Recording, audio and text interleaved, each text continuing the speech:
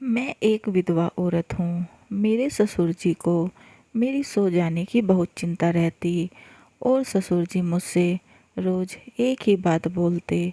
मैंने तुमसे जो पूछा था उस बारे में तुमने कुछ सोचा?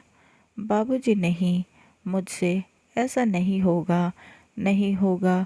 मैं चिल्लाती व रोती हुई अपने कमरे में चली जाती और बिस्तर में मुंह दबाकर खूब रोती।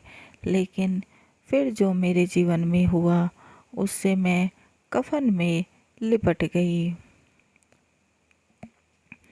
बहू, अब जाकर सो जाओ। आवाज़ सुनकर कावेरी सुन हो गई। पीछे मुड़कर देखा तो ससुर जी खड़े हैं। उसे बड़ी शर्म सी महसूस हुई। अपनी किस्मत को खुद ही रोई तो ठीक, लेकिन दूसरों को उसमें पढ़ने का क्या अधिकार है? वह सर नीचे किए वह चुपचाप जाने लगी। ससुर जी ने बुलाया, बहू सुनो। कावेरी रुक गई। मैंने तुमसे जो पूछा था उसके लिए तुमने कुछ सोचा है? बाबूजी, नहीं, मुझसे ऐसा नहीं होगा, नहीं होगा। चिल्लाती वह रोती हुई अपने कमरे में चली गई और बिस्तर में मुंह देकर रोने लगी। अपने माता पिता की इकलौती संतान है। बचपन से ही बहुत नाजों से पली बड़ी थी। कावेरी कभी दुख तो देखा ही नहीं था। दिखने में सुंदर कोमल शरीर, दूध सा रंग रूप, लेकिन उसके पापा ने कम उम्र में ही उसकी शादी कर दी। लड़का सुशील, सुंदर व गुणवान था, लेकिन किसको मालूम था कावेरी की किस्मत में काली लकीरें भी हैं। लेकिन मैं बहुत गुणों के होते हुए भी एक बात सबको चुभने वाली थी, वो ये कि लड़का एयरफोर्स में काम करता था। रिश्तेदारों ने भी मना किया। माँ ने तो कावेरी के पापा से लड़ाई तक कर ली। बोली, बेटी की खुशी के नाम पर आप उसका सुख उजाड़ना चाहते हैं, सुहाग लूटना चाहते हैं। लेकिन बेटी की इच्छा के सामने आखिर उसके मम्मी पापा को झुकना पड़ा। रजत से कावेरी की शादी बड़ी धूमधाम से हो गई। सभी ने बधाइयाँ दी। सहेलियों ने कहा, अगले साल तेरे मुन्ने को खिलाएंगे। कावेरी शर्म के मारे लाल हो गई। बचपन से ही कावेरी को देश की सेवा करने वाले लोग बहुत पसंद थे। खुद के शौक भी उसके ऐसे ही थे। बंदूक चलाना, घुड़सवारी, बाइक चलाना इत्यादि। माता पिता की लाडली होने के कारण उसकी हर इच्छा पूरी भी हुई। जब कावेरी छोटी थी तो अपने पापा से कहती थी, मेरी शादी ऐसे दूल्हे से कराना जो मुझे हेलीकॉप्टर में बैठाकर आसमान में घुमाए और बंदूक भी चलाए। पापा अपनी बेटी की प्यारी प्यारी बातें सुनकर हंसते थे। प्यार से गले लगाकर कहते थे, मेरी बेटी अपना दूल्हा घोड़े पर चढ़कर खुद ही ढूंढ लेगी। लेकिन वह कहती थी, नहीं पापा, आप ही ढूंढ लेना। आज वही बातें कांटों की तरह उसके पापा दिल में चुभ रही हैं। एक तो बेटी का दुख और ऊपर से रिश्तेदारों की बातें। आखिर कावेरी की शादी हो गई। दुल्हन बनकर वह ससुराल पहुंची। सास तो मानो खुशी से पागल हुई जा रही थी। ससुर को बहू का भोला भाला चेहरा मन में उतर गया। वह तो किस्मत की वहाँ वाहवाही करने लगे। लोग उन्हें बधाई देकर कहते थे, लक्ष्मी सी बहू पाई है आपने। ऐसी सुंदर बहू तो चिराग लेकर ढूंढने पर भी नहीं मिलेगी। शादी के लिए रजत ने 2 महीने की छुट्टी ली थी। शादी के बाद वह भी बहुत सारे सपने बुनने लगा कि कावेरी को खुले आसमान की सैर कराऊंगा। और कावेरी, उसने तो रजत को पाकर अपने जीवन की सबसे बड़ी खुशी पा ली थी। कितनी भाग्यवान है कावेरी। जैसा सोचा था ठीक वैसा ही पति मिला उसे। आखिर पापा ने इसे कहाँ से ढूंढ निकाला, सोच सोच कर वह मन ही मन झूम रही थी। शादी के बाद नए जोड़े की बाहर घूमने जाने की तैयारी होने लगी। 1 महीने में केवल पहाड़ों का प्रोग्राम बनाया था।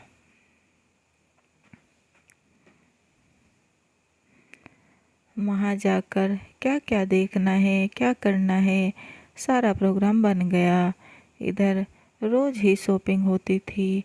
किस साड़ी के साथ कौन सा ब्लाउज, कौन सा गहना सेट, सब क्रम से सजाकर बॉक्स में भर दिया गया। सास ने बहू, देखो तुम्हारे लिए ससुर जी सिंदूर की नई डिबिया लाए हैं। अरे आज तुमने सिंदूर भी नहीं लगाया। एकदम भूल गई माँ जी, अभी लगा लेती हूँ। लाओ इसी में से लगा लेती हूँ। बड़ी पागल बहू है मेरी। पहले तो घर में एक ही पागल था, ना खाने की चिंता,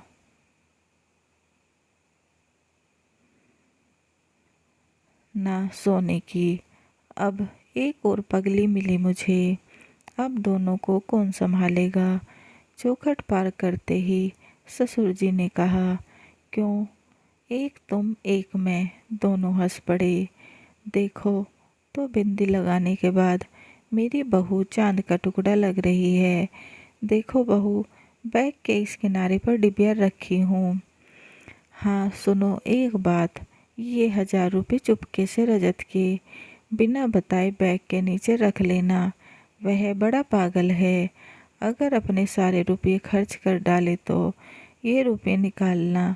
और सुनो, अगर किसी तरह सारे रुपये खो जाएं, बैग ही गुम हो जाए तो बिल्कुल भी घबराना मत, तुरंत फ़ोन कर देना, हम भिजवा देंगे। देखो ना अभी तक नहीं लौटा, खा पी कर जरा आराम भी नहीं कर पाएगा, तुरंत जाने के लिए चिल्लाएगा। इतने में गाड़ी की आवाज़ सुनकर ससुर जी उधर ही चले गए। पूछा, कुछ बाकी तो नहीं है? जी नहीं। रजत पिता के साथ खाना खाने बैठा। पूछा, माँ सच सच बताओ तो आज खाना किसने बनाया है? क्यों, हमारी बहू ने। झूठ, एकदम झूठ। हरदम खुद बनाकर अपनी बहू का नाम बोलती हो। मैं दूर से ही आपके हाथ के खाने की खुशबू पहचान लेता हूँ। रहने दो, तूने समझ क्या रखा है हमारी बहू को? लाखों में एक है हमारी बहू। उसी समय दरवाजे पर कोई आया। सबका ध्यान उधर ही चला गया। नौकर ने आकर बताया कि भैया जी का अर्जेंट टेलीग्राम आया है। रजत ने पानी से हाथ धोकर टेलीग्राम ले लिया, जाकर कुर्सी पर बैठ गया। रजत अंदर नहीं आया तो माँ वहीं गई। पता चला संकटकालीन स्थिति की घोषणा कर दी गई। युद्ध शुरू हो गया है। इस कारण सभी की छुट्टियां रद्द कर दी गई। आज अभी इसी वक्त जाना है। उसे माँ की आंखें भर आई। पिता भी बैठ गए और कावेरी माता पिता से आज्ञा लेकर रजत कावेरी के पास गया। कावेरी का मुरझाया हुआ चेहरा देखकर क्षण भर विचलित हुआ, फिर तुरंत ही अपने को संभाल कर बोला, कावेरी, रोज मत देश की स्वतंत्रता और सुरक्षा के लिए जा रहा हूँ। यह तुम्हारे लिए गर्व की बात है। तुम्हारा स्नेह, प्यार, शुभकामनाएं मेरे साथ रहेंगी। इससे आगे वह कुछ बोल नहीं सका। जल्दी से निकलकर चला गया। कावेरी पत्थर की तरह घर में खड़ी होकर रजत को देखने लगी। जल्दी ही वह उसकी आंखों से ओझल हो गया। कावेरी अब पति मिलन की परीक्षा करने लगी। जितने ही दिन बीतते गए, कावेरी अधीर होती गई। आखिर एक दिन तो वह लौट आएगा। कितना अच्छा दिन होगा वह। रजत उसे गले से लगाकर प्यार से कहेगा, कावेरी हम लोग घूमने के लिए चलेंगे। लेकिन उसकी किस्मत में तो कुछ और ही लिखा था। उम्मीद की ये किरणें भी उससे छीन ली गई। उसका जीवन अंधकार में जा चुका था। खबर मिली कि रजत जिस जहाज को लेकर गया था, दुश्मनों ने उसे एकदम नष्ट कर दिया। उसमें से कोई नहीं बच सका। कावेरी का मासूम चेहरा विधवा लिवाज सास ससुर से देखा नहीं जाता। सास उसकी आंख बचाकर बिलख बिलख कर रोती। ससुर अकेले बैठे सोचते रहते। आखिर बहुत हिम्मत कर पत्नी से सलाह कर अपनी इच्छा जताई।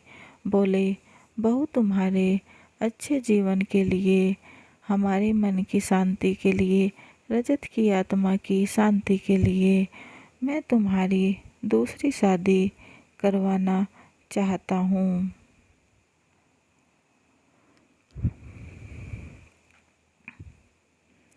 कावेरी ने सुनकर कान बंद कर लिए। नहीं नहीं, मुझसे ऐसा नहीं होगा, नहीं होगा। चिल्लाती हुई वह पागल की तरह अपने कमरे में चली गई और जोर जोर से रोने लगी। कुछ दिन बाद सास ने फिर समझाया, पर कावेरी नहीं मानी। इसी चिंता में ससुर जी ने चारपाई पकड़ ली। हालत खराब होती गई। कावेरी सब समझती, पर दूसरी शादी किसी और से सोचकर भी रोने लगती। पर सास ससुर की बहुत बुरी हालत देखकर वह सहमति देती है। बोले, बाबूजी आप ठीक हो जाइए, फिर आप जैसा चाहोगे वैसा ही होगा। क्या कहा बहू तूने? तुमने मेरी बात मान ली।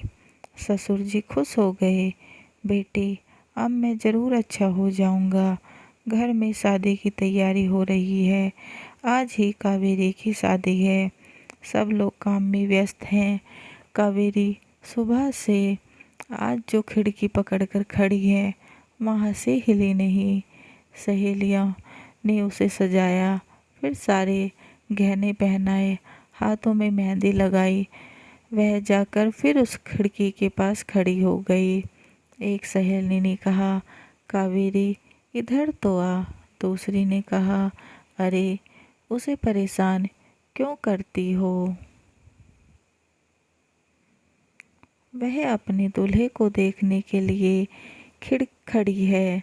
दूल्हा दूल्हा कहाँ है दूल्हा? वह चिल्लाती हुई दौड़कर आगे बढ़ी। दीवार से धक्का खाकर गिर गई। सर में गहरी चोट लगी। खून बहने लगा। वह बेहोश हो गई। दिन ढला, रात हुई। रजत चला गया था। आज उसकी सुंदर सी दुल्हन अपना पूरा श्रृंगार कर, हाथों में मेहंदी लगाकर, अपनी अंतिम इच्छा पूरी करने पति के पास जा रही है।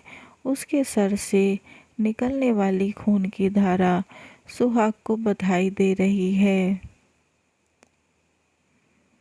और इस तरह कावेरी पूरे साज श्रृंगार के साथ अपने पति के पास चली जाती है। कावेरी दुल्हन बनकर आती थी ससुराल में, और जा भी दुल्हन बनकर रही है। फर्क बस इतना है, तब रजत का हाथ थाम आई थी और जा रही है चार कंधों पर। लोग कहते हैं आज के ज़माने में सच्चा प्यार नहीं होता। आपका क्या कहना है इस बारे में? कहानी कैसी लगी कमेंट बॉक्स में ज़रूर बताएं, और चैनल को लाइक एंड सब्सक्राइब करना ना भूलें। समाप्त, और बेल आइकन को ज़रूर दबाएं, ताकि ऐसी ही अच्छी अच्छी कहानियों के नोटिफिकेशन आपको मिलते रहें।